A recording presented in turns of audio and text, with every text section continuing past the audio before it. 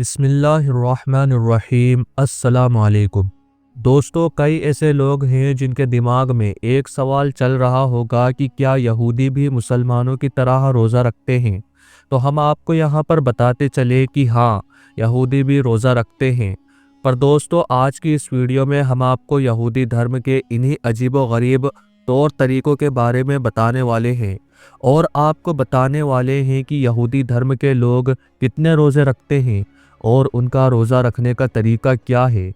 और यही नहीं, यहूदी धर्म के लोग अपने रोज़े के बीच यानी रोज़े की हालत में कौन कौन से हैरत अंगेज़ और अजीबो-गरीब काम करते हैं, ये जानकर यकीनन आपके भी होश उड़ जाएंगे। इसीलिए दोस्तों, आज की हमारी ये वीडियो आप सभी के लिए बहुत ही ख़ास है। आप इसको आखिर तक ज़रूर देखें। और सबसे पहले, अगर आपको दीन इस्लाम के रोज़े अच्छे लगते हैं तो आप इस वीडियो को दिल से एक लाइक ज़रूर कर दें और मेहरबानी करके इसे शेयर भी कर दें। दोस्तों, जिस तरह से इस्लाम धर्म में रमज़ान एक मुबारक और बाबरकत महीना है जिसमें तमाम मुसलमान 30 दिन के रोज़े रखते हैं और अल्लाह ताला से अपने गुनाहों की माफ़ी मांगते हैं, वैसे ही यहूदी धर्म से ताल्लुक़ रखने वाले लोग भी अपने तय किए गए वक्त और अपनी औकात के हिसाब से रोज़ा रखते हैं। लेकिन अगर इनके रोज़े रखने का तौर तरीका देखा जाए तो इनमें और इस्लाम धर्म में बहुत ज़्यादा फ़र्क है। याद रखें, यहूदी धर्म यानी बनी इसराइल दुनिया के बड़े धर्म और पुराने धर्मों में से एक धर्म है। बनी इसराइल कौम अल्लाह ताला की लाडली कौमों में से एक हुआ करती थी। इस कौम की हिदायत के लिए अल्लाह ताला ने 48 अंबिया इकराम को इनके बीच में भेजा था, मगर ख़ास तौर पर यहूदी धर्म की निस्बत यानी लगाव हज़रत मूसा अलैहिस्सलाम की तरफ की जाती है, क्योंकि इनका नस्ली ताल्लुक़ हज़रत याकूब अलैहिस्सलाम से था, जिनका लक़ब इसराइल था। इसीलिए उनको बनी इसराइल भी कहा जाता है। दुनिया के हर धर्म और मज़हब की तरह यहूदी धर्म भी अपने अलग अलग तौर तरीके रखता है। मज़हब इस्लाम की तरह यहूदियों में अज़ान भी दी जाती है, इबादत भी की जाती है और रोज़े भी रखे जाते हैं। लेकिन इनका तरीका और वक्त के लिहाज से देखा जाए तो इनमें और इस्लाम धर्म में बहुत ज़्यादा फ़र्क है। दोस्तों, रोज़े का तसव्वुर किसी न किसी तरह से दुनिया के लगभग हर एक धर्म और हर एक कौम में पाया जाता है। इसी तरह से हम आपको बता दें कि यहूदी धर्म में रोज़ा फ़र्ज़ है, जिसे योम किप्पूर के नाम से जाना जाता है। यह रोज़ा सूरज डूबने से लेकर अगले रोज़ अंधेरा छा जाने तक का होता है और इसका फासला लगभग 25 या 26 घंटे का होता है। इसके अलावा यहूदी धर्म में 40 रोज़े का भी जिक्र आता है। इन रोज़ों के बारे में कहा जाता है कि जब हज़रत मूसा अलैहिस्सलाम कोहे तूर की पहाड़ी पर गए थे तो उस वक्त आपने वहाँ पर 40 दिन का रोज़ा रखा। इस दौरान आप अलैहिस्सलाम ने वहाँ पर ना ही कुछ खाया और ना ही कुछ पिया। यहूदियों की किताब तौरात में हज़रत मूसा अलैहिस्सलाम के उन रोज़ों का जिक्र इस तरह से आया है, और मूसा खुदाबंद के पास 40 दिन और 40 रात रहे, ना रोटी खाई और ना ही पानी पिया। इसके अलावा तौरात में यहूदियों पर आशूरे का रोज़ा भी फ़र्ज़ किया गया है। इस रोज़े का जिक्र कुछ यूँ आया है, ये तुम्हारे लिए अब भी फ़र्ज़ होगा कि 7वें महीने की 10 तारीख को तुम में से हर एक, क्या देसी क्या परदेसी, हर एक नफ्स का सियम यानी कि रोज़ा रखे और उस दिन कोई भी काम ना करे, क्योंकि इस रोज़ तुम्हारी पाकीज़गी के लिए तुम्हारे वास्ते कफ़ारा दिया जाएगा। तुम अपने सारे गुनाहों से खुदाबंद के आगे पाक हो जाओगे। दोस्तों, एक मशहूर किताब सीरतुन नबी में है कि यहूदियों में रोज़ा फ़र्ज़ है। हज़रत मूसा अलैहिस्सलाम कोहे तूर पहाड़ी पर 40 दिनों तक भूखे प्यासे रुके थे, यानी 40 दिनों तक आपने भूख प्यास से गुजारे थे। इसीलिए आम तौर पर यहूदी धर्म के लोग हज़रत मूसा अलैहिस्सलाम की पैरवी में 40 दिन का रोज़ा रखना अच्छा समझते हैं। लेकिन 40 दिन का रोज़ा उन पर हर हाल में फ़र्ज़ है, जो उनके 7वें महीने की 10 तारीख को आता है, जिसे आशूरा कहते हैं। कहा जाता है कि इसी दिन हज़रत मूसा अलैहिस्सलाम को तौरात के 10 ख़ास अहकामात इनायत हुए थे। इसीलिए यहूदियों की मुक़द्दस किताब तौरात में इन रोज़ों की निहायत ताक़ीद की गई है। अब अगर यहूदी धर्म के फ़र्ज़ रोज़ों की बात की जाए तो याद रखें, हज़रत मूसा अलैहिस्सलाम के दौर में بنی اسرائیل پر ایک ہی روزہ فرض تھا جسے یوم کفور کا روزہ کہا جاتا تھا، لیکن حضرت موسیٰ علیہ السلام کے بعد اللہ تعالیٰ نے بنی اسرائیل پر بے شمار نبی بنا کر بھیجے جنہوں نے مختلف تعداد میں روزے رکھے، اور انہوں نے اپنے لوگوں کو بھی روزے رکھنے کی اجازت دی۔ اسی لیے یہودی لوگ یوم کفور کے روزے کے علاوہ دوسرے بے شمار روزے بھی رکھنے لگے۔ دوستو یاد رکھیں، یہودی دھرم میں روزہ سورج ڈوبنے سے شروع ہوتا ہے اور تقریباً 25 گھنٹے بعد اگلے روز نئی رات کے شروع ہونے کے وقت یعنی کہ اگلے روز اندھیرا چھا جانے تک رہتا ہے۔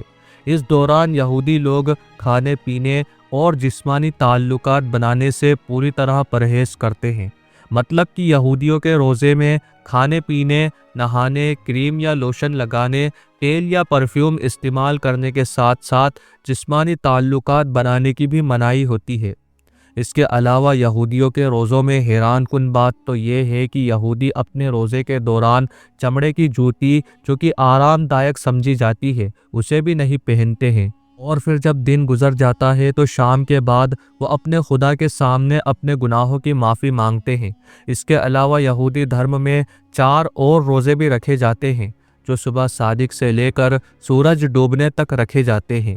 اور یہی نہیں، یہودی دھرم میں دلہا اور دلہن بھی اپنی پاکیزہ زندگی کی شروعات کرنے کے لیے اپنی شادی والے دن روزہ رکھتے ہیں۔